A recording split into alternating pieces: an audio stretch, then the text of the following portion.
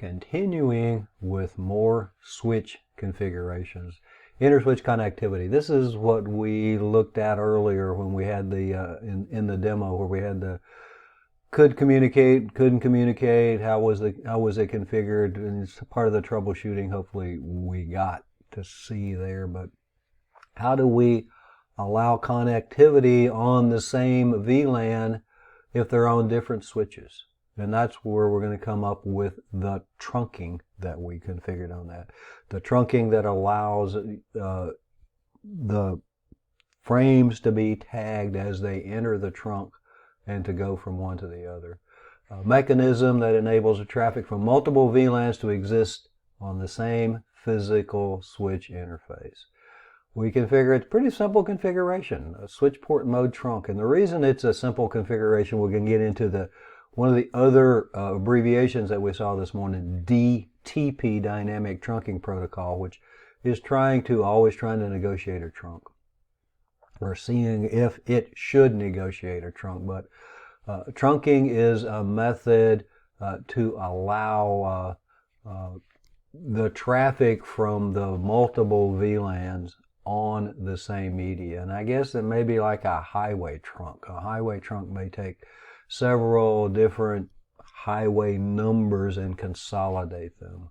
And what we're doing here is taking our different VLANs, instead of having to have a port for each one of them, we're consolidating them and allowing them all to go across the same piece of media. We have to have some way to sort them out. And the way we sort them out is with the tagging. And the protocol that we use is 802.1q. in order to keep those things separate, so that when it gets to the other end, the receiving switch knows which VLANs to send it to. Enables a VLAN to span multiple switches. And we only had the 2 switches that we used to do that, but we did that a little bit earlier today when we had, which one was it? This situation over here where we have the multiple IPs, the green VLAN, and sometimes it's easier to think of these things in terms of colors instead of trying to do the numbers. The green VLAN and the blue VLAN. The blue VLAN talks to itself, talks to everybody in the blue VLAN, and everybody in the green VLAN talks to the other users in the green VLAN. To get from one switch to the other, the trunk port here that we configured allows both the green VLAN and the blue VLAN to go across. When it gets to the other end, the receiving switch, hey, you belong to the blue VLAN or you belong to the green VLAN when we do that. And obviously the VLANs are going to be the broadcast domains that we're using for these things. Access ports and trunk ports. Access ports connect the endpoint devices to the switch. Endpoint devices, computers, servers, printers, those things that I guess that are destinations would be one of the ways to think about them. The trunk ports connect switches together. They allow all of the traffic to flow across it. And again, we have to sort it out, and we sort it out by tagging the information using a shim, and a shim is a term that you may hear for this, to put the 4-byte 802.1q tag shim in the middle. It goes right after the destination, right after the source MAC address for these things. Traffic on the trunk ports is marked with the VLAN it belongs to, so that the receiving switch can forward to the correct VLAN host. And adding a VLAN ID, called tagging. Access ports don't tag frames. Trunk ports tag frames. The tag gets put on, and we kind of give the impression that the ports that are on the VLANs do the tagging. They don't do the tagging. The trunk port does the tagging. As it leaves the switch, the trunk port tags it, because the switch now knows where everything is based on the things that we've seen earlier. We have the MAC address table, knows the VLAN that the port's associated with, the MAC address, and all the other things. So when it sends it across this port or out this port that's marked as a trunk, it's going to put the tag on the frame, put a shim in the frame that tags it. Again, 802.1q is the protocol that it uses for these things. Trunk links versus uplinks, and an uplink is a connection between two access ports. That's what we had originally in the demo this morning, is we had an uplink, and the uplink was on VLAN 1. And the two devices could communicate from one switch to the other because they were both on VLAN 1.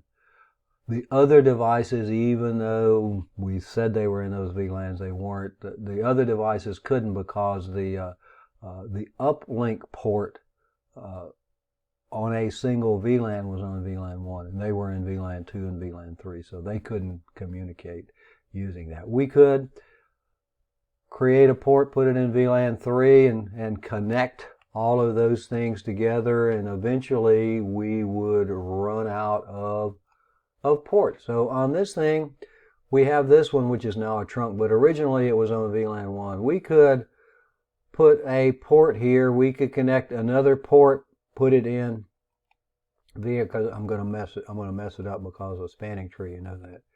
But we could go from, let's say, Fast Ethernet 04 to Fast Ethernet 04 for this thing, and it immediately shut down one of the ports. But we could put it on, let's see if this works, Fast Ethernet 04. We could put it on VLAN 3.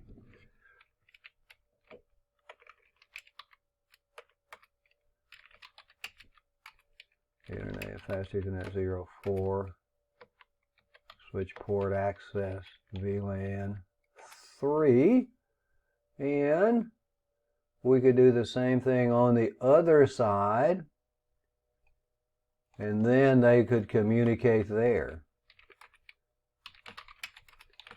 Especially the 04, switch port access, VLAN 3.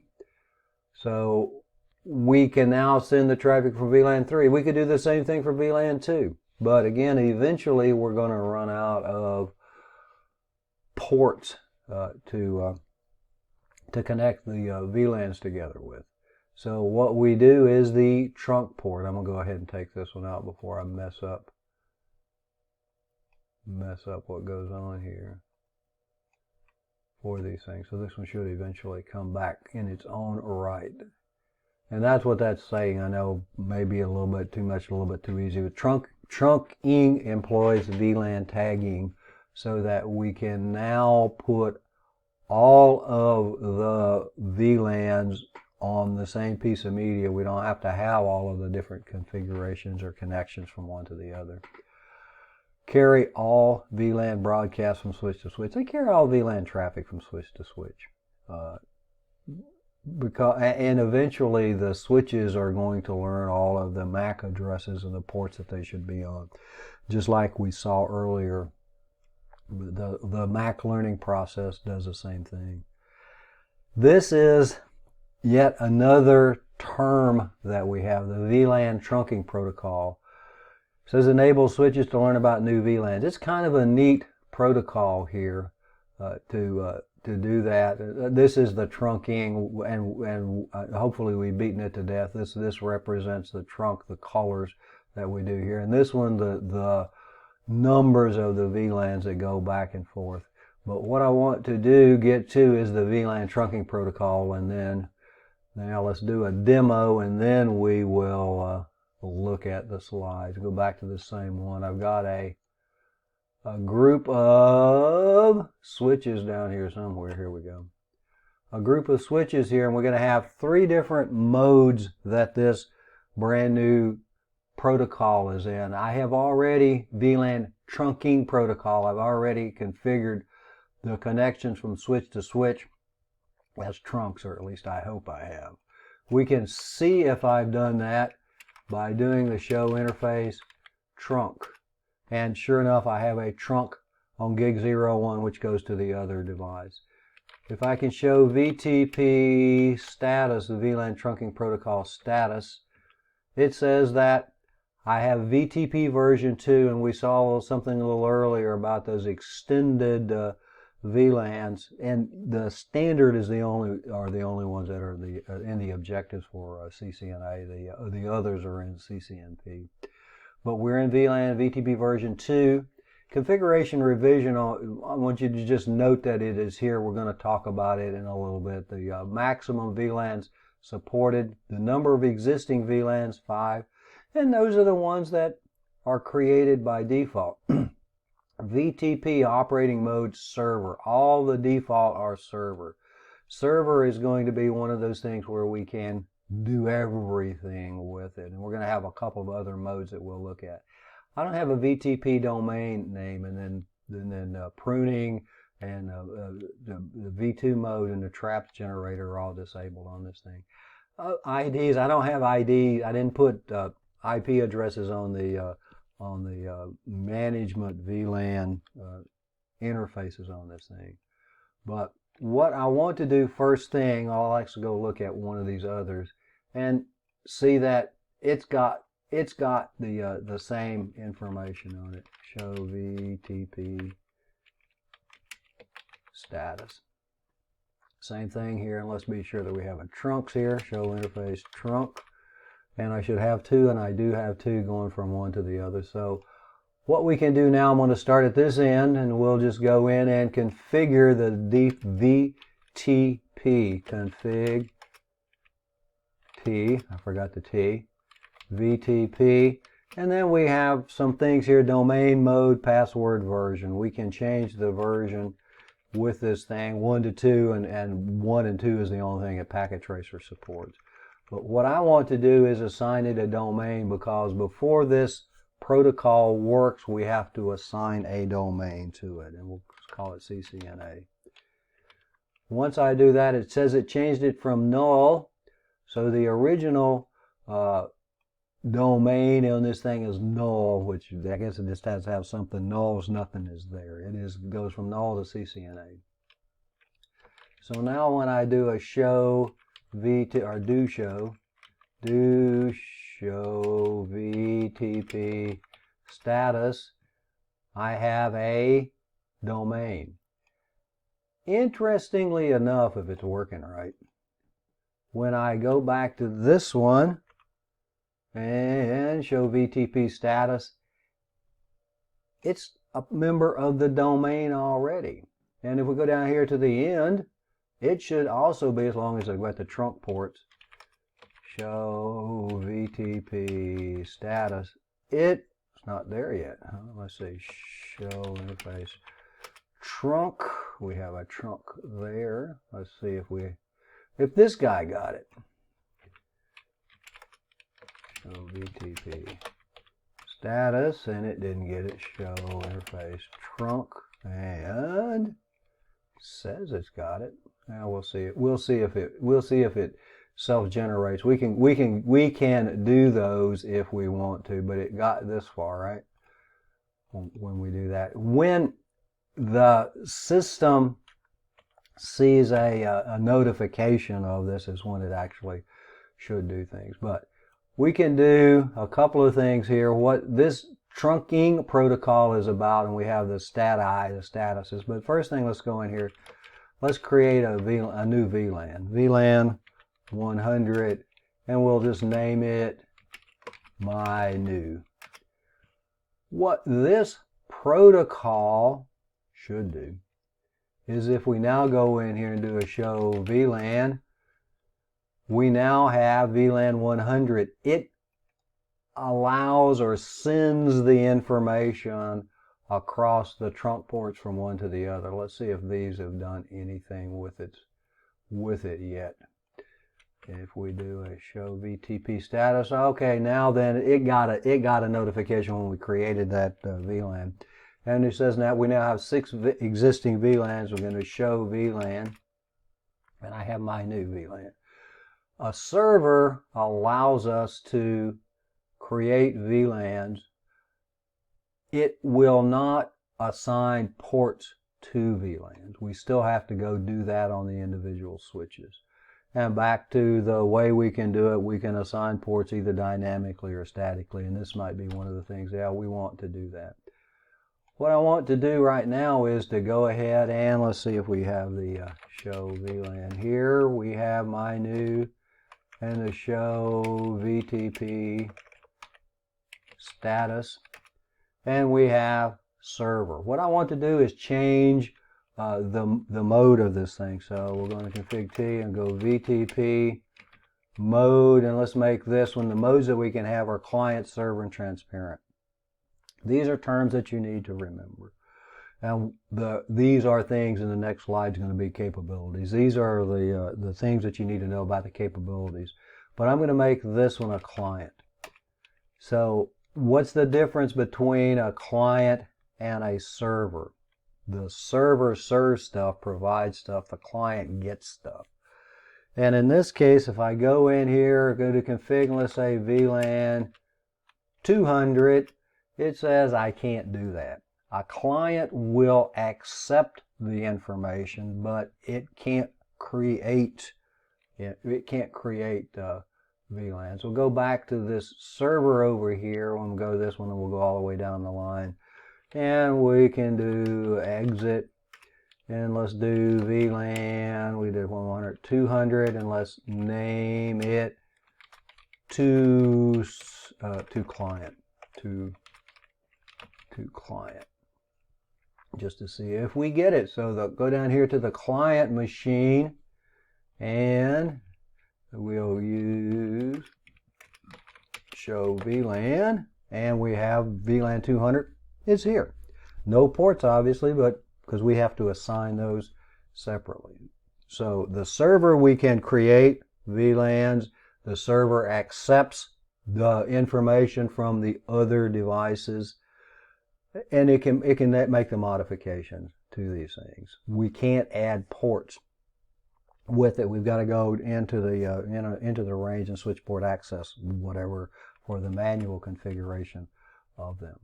So we can do that. We can now send it from one to the other. The other capability, and I want to put it in the middle, the other thing that we can do is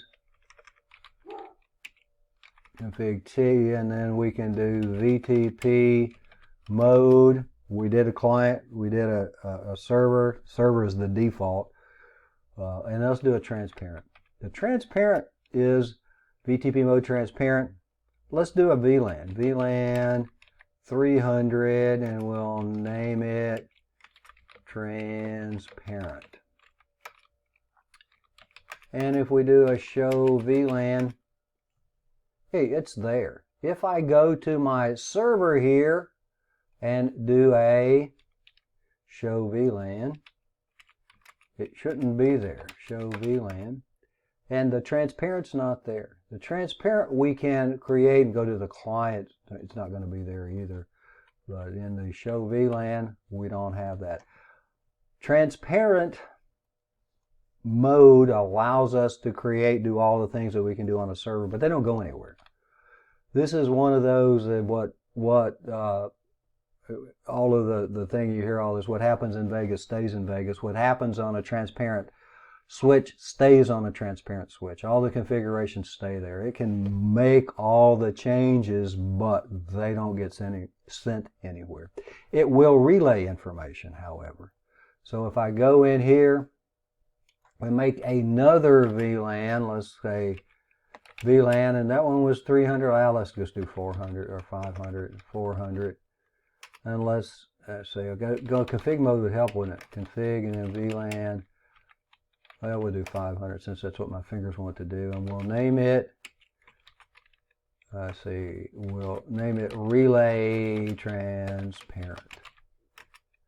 Relay Transparent. So if we go look at the transparent server to show that it does not accept anything, show VLAN. I don't have a VLAN 500 here. I have the VLAN 300, which I made, and it stayed here. What happens on the transparent server stays on the transparent server. On the other side, the server where I can create things, I made this show VLAN, and we have the 500 relay transparent. So the transparent servers will relay information. This is kind of a handy protocol to be able to use if you've got a number of switches that you have to create the VLANs on. So you can create it on one and send it to everything else. I guess one of the issues that you get into is that by default they're all servers. By default you can create VLANs on everything. You may not want that to happen when we do that. So you may want to have some clients that only accept the information so that you, the administrator, stay in control. Problem with that is that anybody that could actually be able to get onto one of these things, access a switch, hopefully would have enough knowledge to know what they need to do in order to be able to create them. But anyhow, some of the configurations of the layer 2 protocol that uses MAC address 01000C, and then a whole bunch of C's. So this is another one of those that might be handy to know. I'm not saying that it would be. But we talked about the MAC address, the OUI. This is going to be Cisco. And a lot of the Cisco stuff is going to start with 01000C. You eventually run out of, and if you really are interested in the OUIs, the organizational unit identities, you can find those on the internet. Google will be happy to tell you what they are. Carries VLAN information to all switches in a VTP domain. And the first thing we had to do, the first thing we had to do was configure trunk ports, which I had already done. The second thing we had to do was to configure the domain name. The domain name then got automatically sent along the trunk port to all of the other devices. Later on, I'm going to say that, yeah, we can have different domains. It doesn't work out real well when you have different domains for these things. The protocol gets upset with that. Each switch inspects the VTP messages for the domain name and the version, and it processes and forwards a message only if the password, if configured, we had that capability to do that. I didn't, and domain name match. So we're going to look to be sure that we're on the correct domain, and that somebody hadn't slipped something in here to make some VLANs for us. Passwords are always a good idea. They're not always all super secure in order to do that. I guess one of the things that they might do, VTP, and we do password, and here we have the password. This is a word in ASCII. You're supposed to also be able to do an ASCII password for the VTP administration. I think at MD5 is also one of the things that you have a capability of doing on those also. Introduced to mitigate administration in a switch network. Mitigate, make it easier, that we don't have to go to every switch and type VLAN 100, VLAN 100, VLAN 100. We create it on one and it gets sent to all of them. Kind of, I guess, a real rudimentary automation that goes on here. Only used to update the VLAN databases so that the other switches know that the VLANs exist. The VTP domain, each switch can be a member of one domain, and the default is null. And you saw that when we changed it from changed it to CCNA, it said to change from null to CCNA. Server mode, a domain needs to be specified. And once we specify it, it then gets sent to all the other switches that are connected via trunk ports, and it has to be via a trunk port. And that's what its middle name is, VLAN Trunking Protocol, that allows these to happen. What do we have in here? The different ones, the different modes, and this is a pretty good summary of what goes on here. Server mode sends, forwards VTP advertisements. And the advertisement is when that happens, and that's why I didn't have to go configure the domain name except on one switch. Because when the switch receives the VTP advertisement, it automatically accepts that information. Synchronizes VLAN configuration information with other switches. VLAN configuration stored in are saved, can be saved in NVRAM on these things. And it says are stored in NVRAM or are saved in NVRAM. NVRAM is the write or the copy run start commands. Catalyst switches can create VLANs, can modify VLANs, can delete VLANs. We can do all of those things on a server. The client, we saw, it sends and forwards. I didn't put one of those in the middle, but it will relay those just like the transparent did. Synchronizes the VLAN configuration information with the other switches. They're not saved in NVRAM on the client. It takes its information. We couldn't create one, you saw that. Couldn't modify, we couldn't modify, and we could not delete any of those. So the client just accepts the information. Transparent mode is kind of an interesting thing, and this is the mode, I think we go back, this is where the extended VLANs would be in VTP version 2. We can have extended VLANs, lots of them, up to 4094, right? It has to be in transparent mode. So that means that there's not sharing it with the other devices, does not synchronize the VLAN configuration, doesn't accept anything from the server, doesn't send anything to the server, kind of in its own world. And again, what happens on the transparent switch stays on the transparent switch. Saved in NVRAM, it can create, modify, delete, but it doesn't do anything with those. And then we have off mode, and then the off mode doesn't do any of the, doesn't synchronize, are saved in NVRAM, can create VLANs, modify VLANs, and delete VLANs. The off mode is only available in VTP version 3. And the reason for it is, let me go back to this thing here real quickly, and if we go to end, if I can find the keyboard, end and show VTP status, our configuration revision is now 6. The configuration revision is every time we make a change, the configuration revision gets incremented. The thing that can be risky here is, well, let's say that you have a switch go down, and you go to your lab or to someplace else and you say, oh, we've got a switch in here we can put into the network temporarily. And its configuration revision number, this one's 6, let's say it's 50.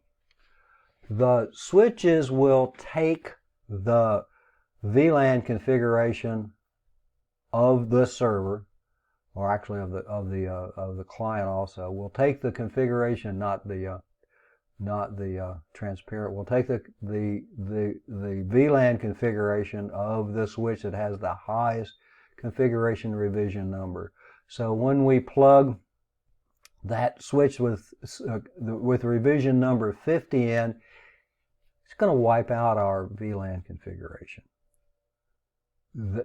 The moral to the story here is, if you are going to do that, you need to reset this. The way you reset this is go into VTP mode transparent, and if we show VTP status, let's show VTP status, ATUS, it's not there because VTP is not running on this thing. Now we go back to the VTP mode and let's make it a server again.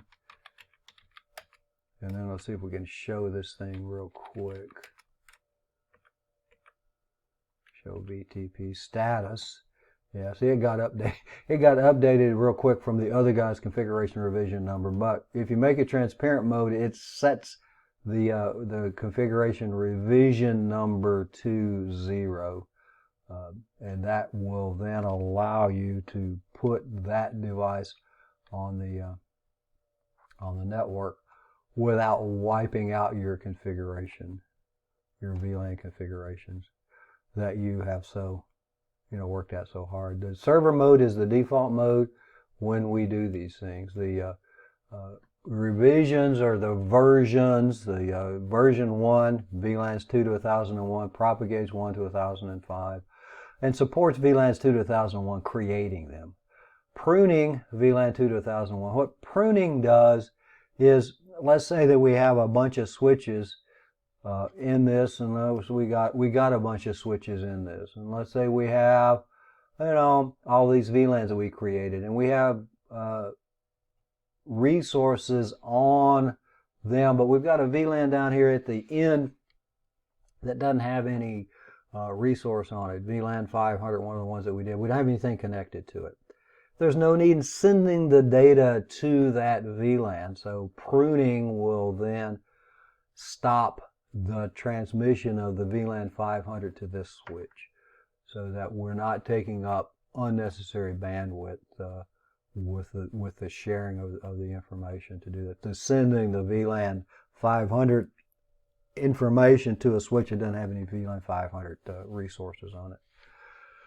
VTP version 2, all of the VTP version 1 things, token ring, an unrecognized TLV, and it is version dependent transparent mode for this thing. Version 3, which is the new one, iOS 12.2 and above, supports primary and secondary servers, MST. I think that's supposed to be multi VLANs to do those. Adds support for the extended range VLANs, including pruning, and the support for them it doesn't have to be in transparent mode. Encrypts the passwords. Version 1 and version 2 are clear text passwords when we look at those things. The VTP forwards them without checking the version, and that's what the version dependent. It is version dependent transparent mode. Does not check the version number, doesn't check it. The others do, and you have to have some matching. In this one, we only have to match the domain. The VTP messages that we have, the summary advertisements, the subset advertisements, and the advertisement requests, and they're only sent across trunk links. And if we hadn't had the trunk links, none of that stuff that we just configured would have worked with these things. The revision numbers, lower revision numbers are overwritten. Clients can override a server with a higher revision number back to the way to make a mess out of your network is put a switch in it that has a higher configuration revision number than your own in your VTP domain. And when that happens, it will overwrite all of the other switches and put its VLAN configuration in it. The storage and summary, where do they go? Versions 1 and 2 stored in the VLAN.dat. The standard range, VTP mode, server, and transparent. The running configuration, the extended mode or extended range VLANs can be configured on VTP or VTP versions 1 and 2, but only in transparent mode. In version 3, uses the standard and extended range in both server mode and transparent mode. So we don't have to be in transparent mode. It can be sent from one to the other to be able to create those things. The trunk ports, and we probably have beaten trunk ports to death. They're connected to another switch to handle traffic across multiple VLANs. The higher bandwidth ports are the ones that we should configure for that. Ether channels would be good for that, to go from one to the other. But if you have a really high speed port, yeah, use that one for the trunk port, because remember that the trunk port is going to be carrying the traffic from all of the devices that are connected on the switch. Odds are they're not all going to be doing something at the same time, but you can get some pretty high bandwidth going across these things. So we have, 24 ports and 100 meg, or 24 ports, let's say 24 ports with gig.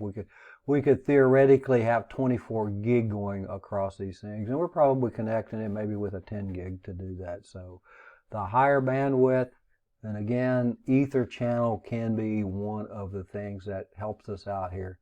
No special cables are needed, but keep in mind, unless it's an auto MDI/MDIX where it automatically configures the port, to go from switch to switch on these trunk ports, we're going to need a crossover cable.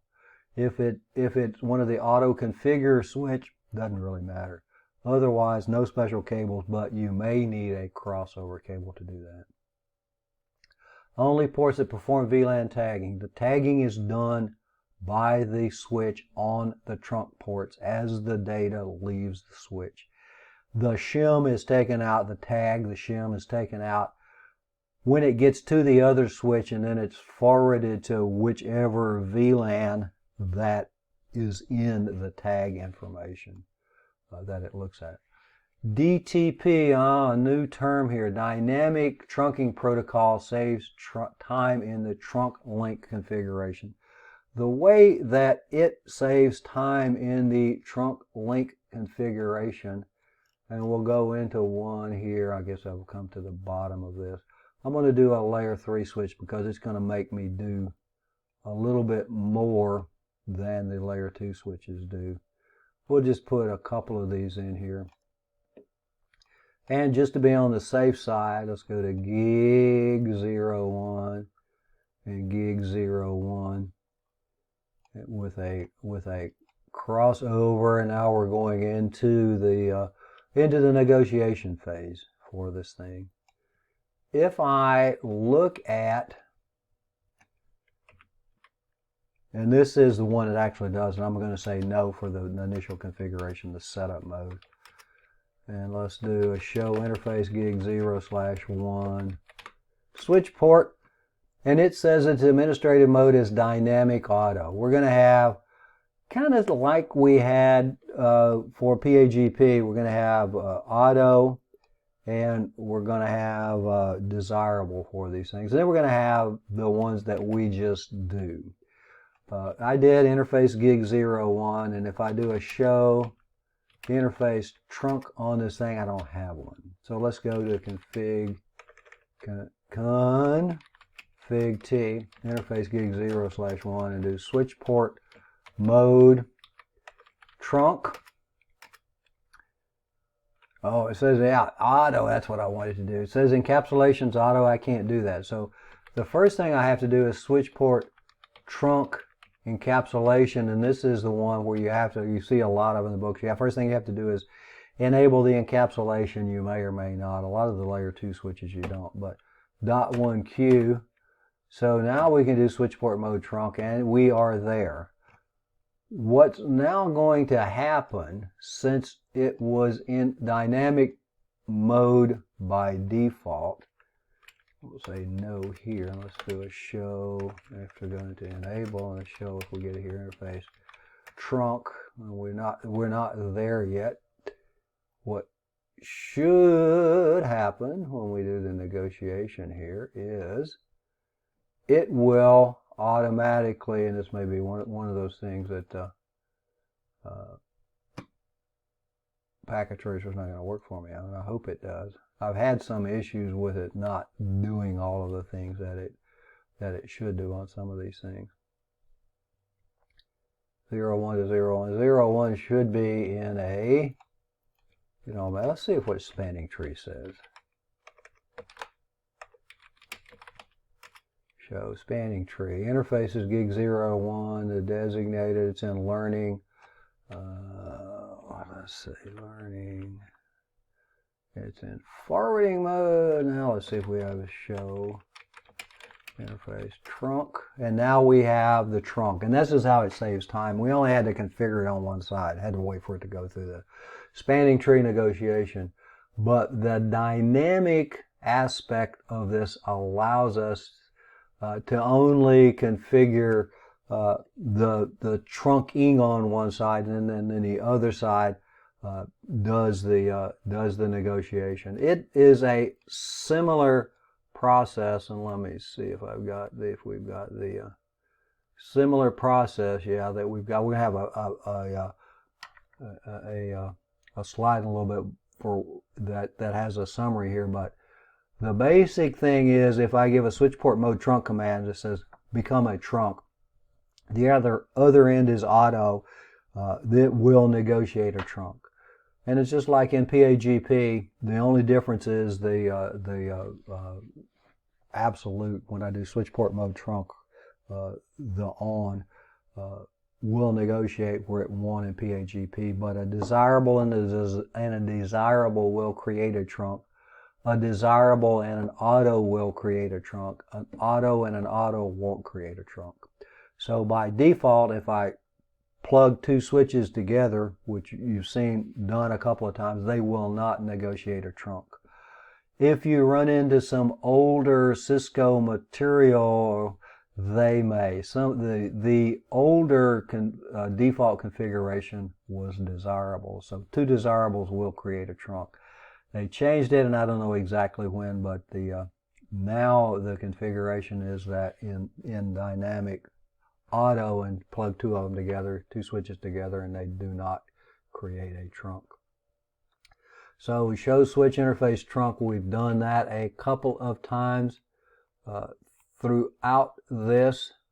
When we do that, the trunk ports here, a port connected to another switch in order to handle multiple traffic across multiple VLANs. When we do that, when the switch receives a frame, it tags it with a header, forwards the tag through the trunk port. The trunk must have the encapsulation assigned. .1Q, 802.1Q is the one that we use now. There are two trunking protocols, 802.1Q and ISL. ISL is a Cisco proprietary, not used anymore trunking protocol, but you may see it referred to ISL InterSwitchLink protocol. ISL, Cisco proprietary, encapsulates the entire frame, does not recognize the native VLAN, the untagged VLAN that we talked about a little earlier today. DTP, Dynamic Trunking Protocol, enables the trunk ports to dynamically negotiate the status and encapsulation details. And you saw that on that one when I tried to do the trunk, it said it can't do that, the encapsulation can't do it with auto. I only had to configure it on one side again, and it did the negotiation and said, oh, you want to be an 802.1Q port? We will make both ends, set the encapsulation protocol on both ends of this thing. So the commands to do this: switch port trunk encapsulation .1Q, switch port mode trunk. You can do switch port non-negotiate. That means that we're not going to allow any negotiation. That's the one way to set it to a static configuration. ISL, InterSwitchLink protocol, Cisco proprietary, for tagging frames and associating with VLANs on legacy Cisco devices. Legacy, obviously, we know means we hope we're not going to see it anymore because it's old and slow. Probably can't get spare parts for it. Probably can't get any repair parts for it. Encapsulates an Ethernet frame with a 26-byte header containing a 10-bit VLAN ID field. It doesn't alter the original frame, which .1Q is going to. In an ISL port, transmits and receives frames with the ISL headers on them. If it's got no ISL header, since it doesn't support an untagged frame, it's going to discard it. There is no native VLAN in ISL and in the InterSwitchLink protocol. The 802.1Q, a little bit different industry standard adopted by Cisco, supports VLANs in the Ethernet network, allows trunking with other vendors. Big deal here that we don't have to have a full Cisco environment in order for this one to work. It modifies the Ethernet frames header, and here we're going to put this shim in, 2 bytes and 2 bytes, 4-byte field between the source MAC address and the type fields to do these things. It has two fields, the tag protocol ID, a 16-bit tag protocol, to indicate that the frame is an 802.1Q standard frame for the VLAN, and then the tag control information, which has a priority code point, PCP 3 bits 0 to 7. This is where the priorities get set. Has a drop eligible bit, and then a VLAN ID, 12-bit fields for the VLAN ID in it. We'll continue here with these things. The native VLAN, we've talked about it a little bit.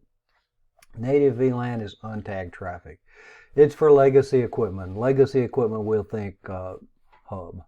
If we've got a hub in between, and you say, how the heck are we going to have this problem here? If we have information, or if we have devices that maybe have a switch here, and a hub here. And then we could have devices connected to the hub that would go through this thing. When their data gets to the switch, they're going to have a tag.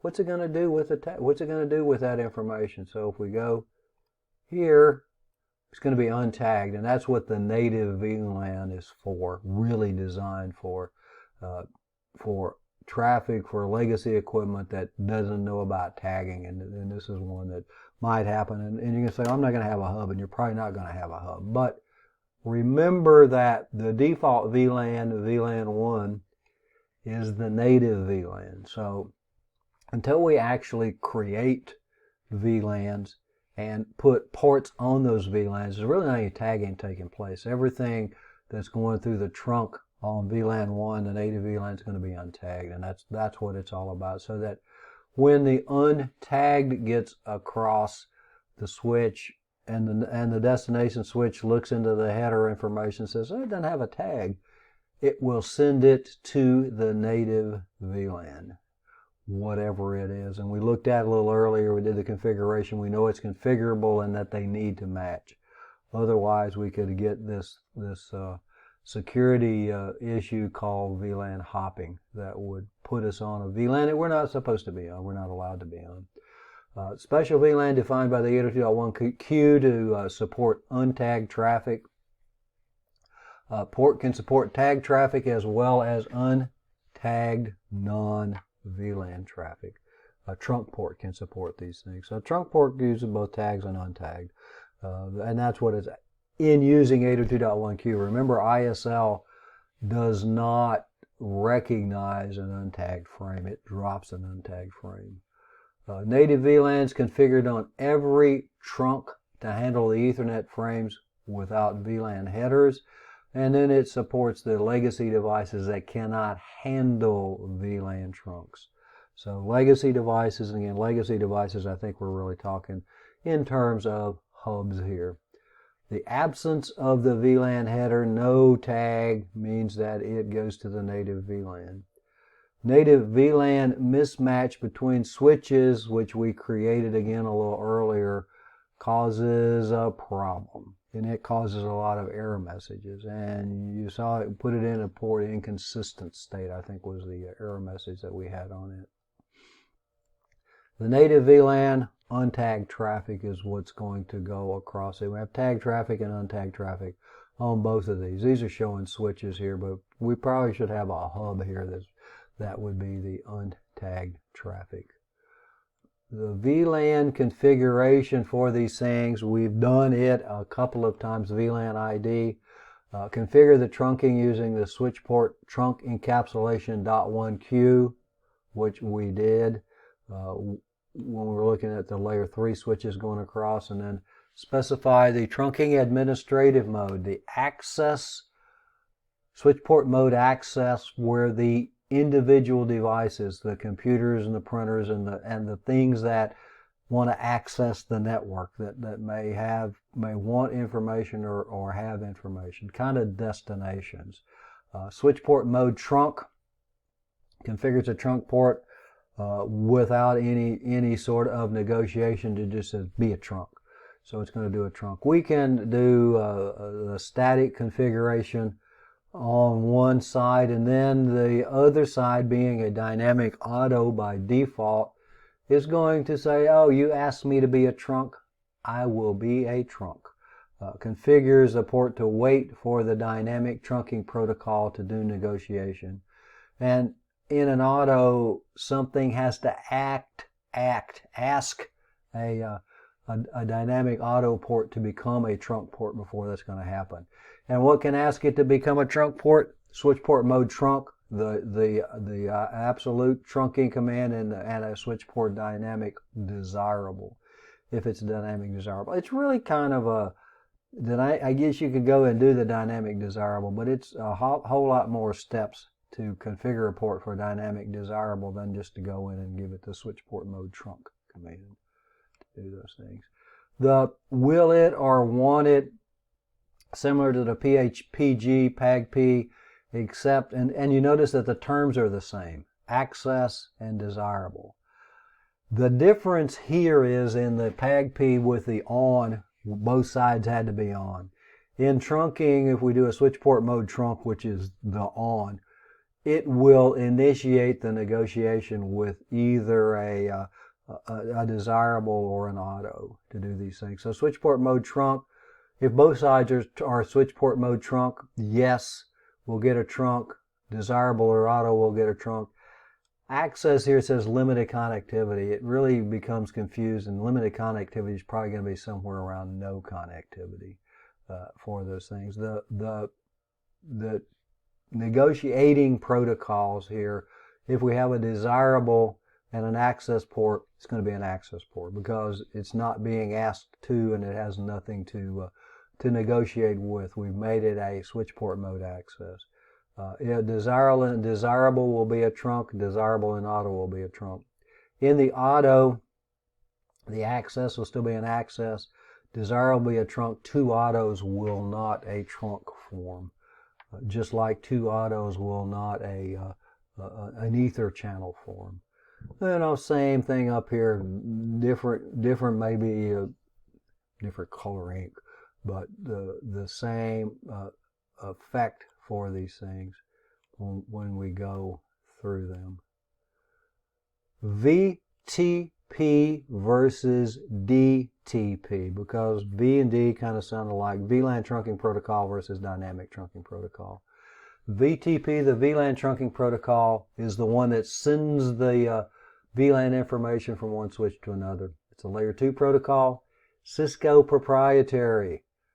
Dangerous, the revision numbers, and we talked about the revision numbers, what could happen. The domain is going to accept whatever the highest revision, configuration revision number is available to it. The revision number says solve with VTP version 3. VTP version 3 allows us to specify a specific server that is allowed to create the VLANs, and that's why it gets solved there. The modes here, the server can create, modify, and delete the VLANs. The client cannot create, modify, or delete VLANs. It only accepts the information. That's what clients do. A client is the device that's trying to get something. The server is something that has something that's sending it to us. Same thing here. The client gets its information from the server. The transparent can do all of the things that the server does, except it does not participate in VTP, the VLAN trunking protocol. What happens on the transparent server stays on the transparent server. It can create, modify, delete, but only gets saved on that particular device. Doesn't get shared with anything else. The off mode is available in VTP version 3 only. The dynamic trunking protocol is used to negotiate trunks. It is used to set up trunks, and that's its whole function in life, to negotiate the trunking between the two switches. So we're coming up here